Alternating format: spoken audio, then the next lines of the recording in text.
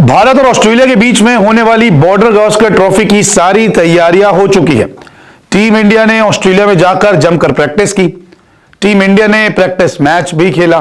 कुछ खिलाड़ी चोटिल हो गए तो कुछ खिलाड़ी जा ही नहीं रहे, जिसमें रोहित शर्मा भी मौजूद है क्योंकि पहला टेस्ट मैच वो नहीं खेलेंगे। अब ऑस्ट्रेलिया की टीम भी तैयार है और ऑस्ट्रेलिया की टीम तो घायल शेरों की तरह इंतजार कर रही है टीम इंडिया का शिकार करने के लिए, क्योंकि पिछली 2 बॉर्डर गावस्कर ट्रॉफी ऑस्ट्रेलिया में ऑस्ट्रेलिया हार गई थी। लेकिन अब पहले टेस्ट मैच की अगर प्लेइंग 11 देखें, यानी कि भारत की प्लेइंग 11 और ऑस्ट्रेलिया की प्लेइंग 11, तो कौन सबसे ज्यादा दमदार है, किसकी ताकत है, किसके पास कमजोरी है, किसको फायदा है तो किसको नुकसान है, ये सारी चीजें इस रिपोर्ट में आपको बताता हूं। सबसे पहले पहला टेस्ट मैच जो है पर्थ में होने वाला है और 22 से 26 नवंबर के बीच में ये होगा। समय 7:50 सुबह भारतीय समय अनुसार।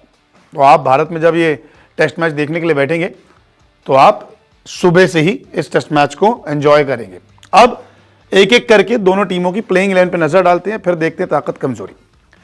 रोहित शर्मा तो नहीं है तो जसप्रीत बुमराह कप्तानी करने वाले हैं, लेकिन ओपनिंग जोड़ी कैसी होगी?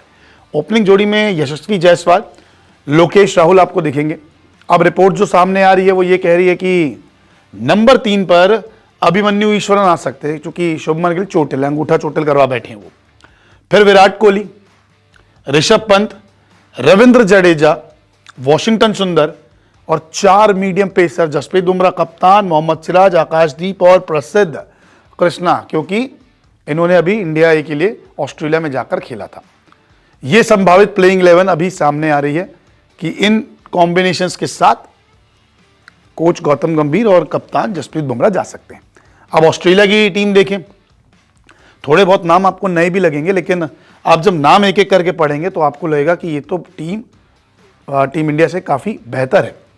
उस्मान ख्वाजा, नेथन मैक्सवेनी, ये नए खिलाड़ी हैं और बड़ी अच्छी ओपनिंग करते हैं, तो यहाँ पे ओपनर ये आपको दिख सकते हैं। हालांकि जॉस इंग्लिश भी है इस टीम का हिस्सा, लेकिन नए खिलाड़ी को यहाँ पे चांस दिया जा सकता है।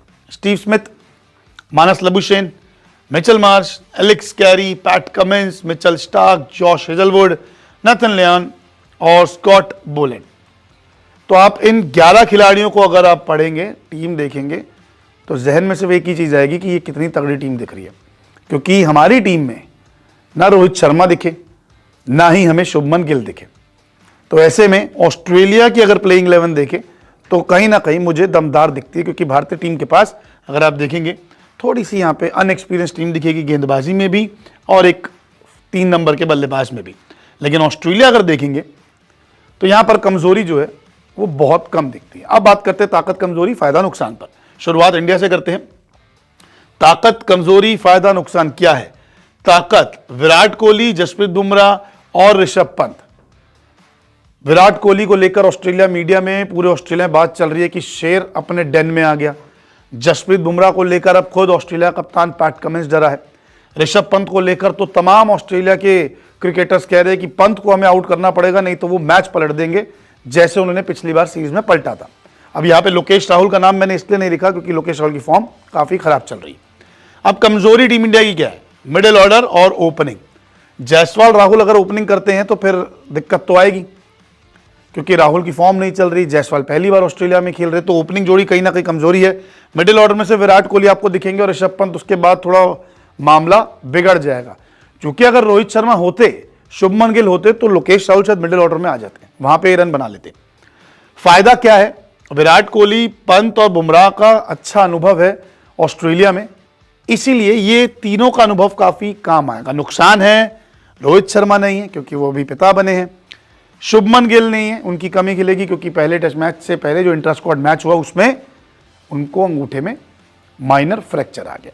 तो ये ताकत कमजोरी फायदा नुकसान है। अब ऑस्ट्रेलिया की बात करें तो बैटिंग और बॉलिंग, जैसा मैंने कहा कि इनकी तो मुझे कहीं से कमजोरी दिख नहीं रही, क्योंकि इतनी स्ट्रांग टीम दिख रही है। कमजोरी जो इनकी एक है वो ये है कि नेथन मैक्सवेनी जो है ये नए ओपनर है। अगर यही जल्दी आउट हो गए दोनों पारियों में पर टेस्ट में तो कहीं ना कहीं मामला बिगड़ जाएगा। तो टीम इंडिया को यहाँ पर एक बढ़त बन जाएगी, एक प्रेशर बना देगी टीम इंडिया। तो ये कमजोरी मुझे ऑस्ट्रेलिया की नजर आती है। फायदा ये है कि भाई आप घर में खेल रहे हैं अपने घरेलू कंडीशंस में, तो अपने घरेलू कंडीशंस में तो हर कोई शेर होता है। हालांकि टीम इंडिया को तो अभी न्यूजीलैंड ने हराया, लेकिन ऑस्ट्रेलिया बहुत मजबूत दिख रही है। नुकसान यह है कि पिछली 2 सीरीज हारी हुई है, जीतने का इनको जुनून है, जोश है। हर कोई ये चाह रहा है कि ऑस्ट्रेलिया की तरफ से क्रिकेटर जो इस टीम का हिस्सा है कि हम टीम इंडिया को हराएं, क्योंकि इनमें से कई सारे ऐसे खिलाड़ी हैं जो टीम इंडिया को बीजीटी में हरा नहीं पाए। इसीलिए इंडिया वर्सेस ऑस्ट्रेलिया की प्लेइंग 11 में कौन कितना दमदार है, ये रिपोर्ट मैं आपके लिए लेकर आया। आप ही तय कीजिए आपको कौन सी टीम ज्यादा दमदार लग रही है, किसको ज्यादा फायदा और नुकसान हो रहा है।